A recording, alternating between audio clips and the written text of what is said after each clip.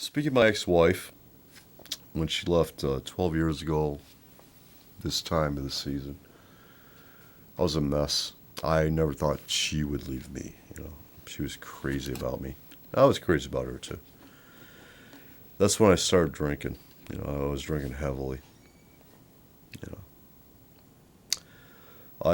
I acquired a lot of DWIs. I admit, I didn't care about anything anymore. It got to the point where I actually lost my state job. Not that I was drinking on duty, nothing like that. I got one too many DWIs where I went to jail. I was in state prison for 2 years.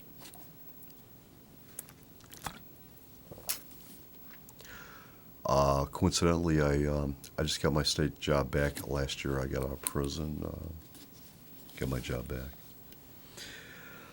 Prison for me, I'm not a bad guy. I don't do anything wrong as far as I'm not a thief, a rapist, murderer, for Christ's sakes. I drank and drove one too many times. I didn't know you could go to state prison over that. And I'll tell you, what I seen in state prison is like, you don't want to know. The only way I survived was because I was a great athlete. I was a great baseball player, thank God. And all the Spanish gangs, they wanted me on their team. I was a great second baseman. The way you survive in prison, I know I'm getting slightly off the subject, but alcohol got me there.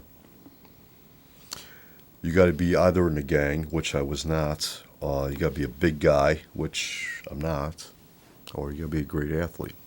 I was a great athlete, and that's why I survived everything you hear. I mean, I've seen people getting their faces sliced open with a razor. They call it a $1.50. If they slice your face open enough where you could get 150 stitches, that's called a $1.50. 300 stitches, well, that's $3. I seen it happen. I seen people get raped, literally. An acquaintance of mine got raped. Little did I know, he was in there for more than just a DWI. He was in there because he raped a little girl. I didn't know that. That's why he got raped. So, but all in all, the guards, they liked me. They knew I was a state employee myself. They knew I was just there for a freaking DWI, for Christ's sakes. I was not a bad guy. So all the guards liked me. I was a trustee, if you will. But still in all, I was in the worst places you could imagine. Elmira, Auburn, Gowanda. But it was all due to alcohol. My father was a tough Marine, good-looking, Elvis-looking, Tony Curtis. Cross between Tony Curtis and Elvis, okay? He threatened to break my legs if I ever got a girl pregnant or got tattoos. So, what do? 17, I get a tattoo right here. It's a rose. My mom's name was Rose. It says Mom. It's not like it's skull and crossbones, all right? 17 years old. Me and my friend Jimmy, who's a Buffalo detective now, mind you.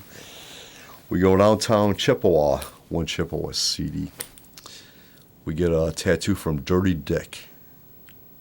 Best tattoo artist at the time. Drunk as hell when he was doing it, but he was awesome. He was feed us my stupid 17-year-old ass wine. My friend who was 15, we're getting tattoos, right? He did a great job till this day. 40 years later, it's still great, Anyway, I hid this from my dad for all these years. Now, I went away to college, yada, yada, whatever. I came back, and I hid this from him for 5 years, wearing short sleeve shirts. One day, I was working on my car in the garage when I came back from college. I had my shirt off. I had a cigarette in my mouth, tattoo on my arm. He comes out, he flips out. Ro! My mom's name was Rose. Ro, look at your son. He's got a tattoo on his arm and he's smoking. And I'm looking at him. I'm saying, Dad, first of all, I'm 22 years old, okay? I'm only living here temporarily. I just got back from college. I'm moving out. I got a tattoo. It says, Mom, for Christ's sakes. You got a tattoo of 2 Blue Jays on your chest, the Marine Corps symbol here, and your mom here. And you got a cigarette in your mouth right now. So. And his response to me, typical of a Sicilian father, well, I never had a father kick my ass. You have one. And that was it. I was disappointed because I thought he would, understand. That's all.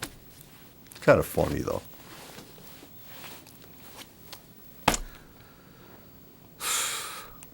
My dad.